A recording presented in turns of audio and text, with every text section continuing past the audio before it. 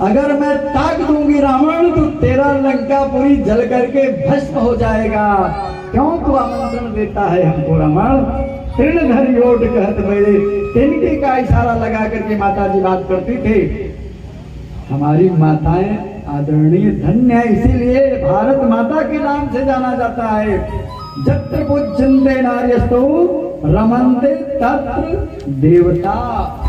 जहाँ जिस घर में माताओं का पूजन होता है, आदर होता है, सम्मान होता है, सत्कार होता है, वहाँ देवताओं का वास होता है।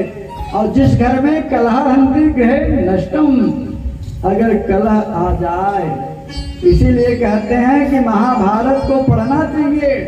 महाभारत हमको बताता है कि किस कारण से महाभारत होता है।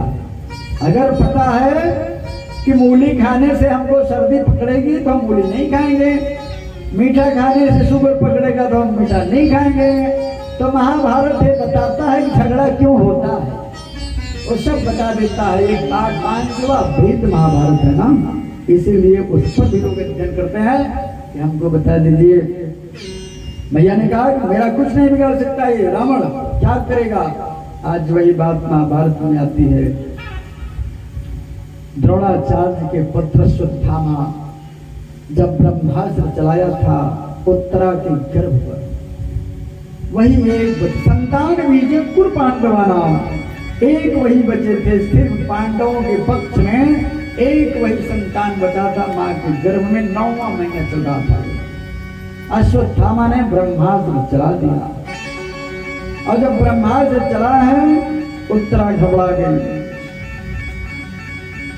पाहि पाहि गोविंदा, वो दौड़ी उत्तरा जाती है और गोविंद के चरणों में गिर जाती है। दूर रक्षा करो, रक्षा करो, जल रही हूं मैं जल जाऊंगी। भगवान समझ गए सामने नारायण खड़े हैं, सूक्ष्म रूप पकड़ करके उत्तरा के गर्भ में प्रवेश करते हैं और अपने चक्र से बालक को सुरक्षित कर दिया। बोलिए परीक्षित भगवान के।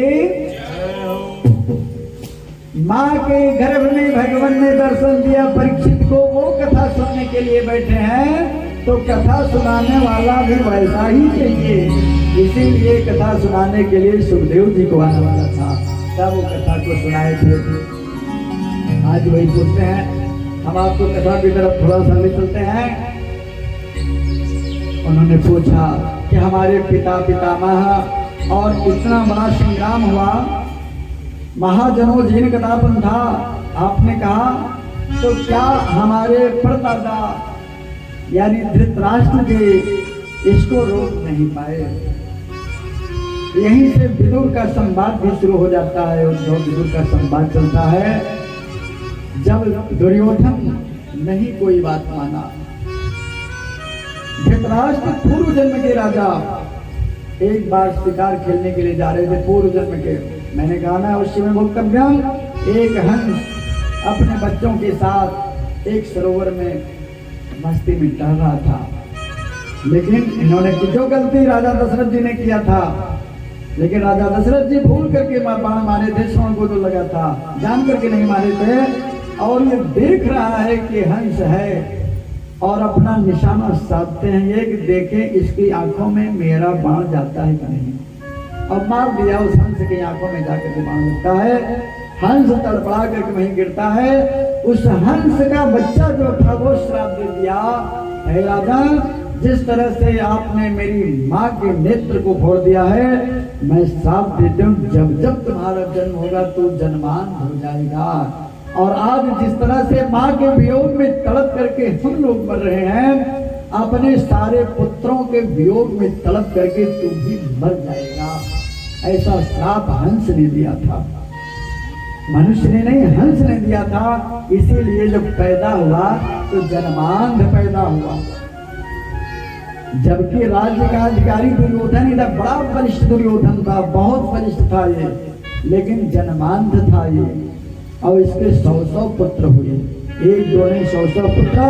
और जब गांधारी से विवाह होता है, जब गांधारी को पता चला कि मेरे स्वामी अंधे हैं, अपनी आंखों पर पट्टी बांध दिया कि जब स्वामी अंधे हैं, नहीं देख सकते, तो मैं भी नहीं देख सकते, आंखों पर पट्टी बांध दिया। ये भी एक खेल है आंखों पर पट्टी बांधने का मतलब। लेकिन शादी हो जाने के बाद शकुनी छोटा सा था, शकुनी छोटा सा था। शकुनी के माता पिता को बंदी बना करके धृतराज ने जेल में डाल दिया और खाने के लिए तड़पा तड़पा करके मार डाला। जब मर गए माता पिता तो शकुनी ने भी अपने मन में ठान लिया कि जीजा जी मैं आपके समूल परिवार को नाश कर दूंगा, किसी को नहीं छोड़ूंगा। आपने मेरे माता पिता को तड़पा के मारा है तो मैं आप सबको भी तड़पा के मार डालूंगा।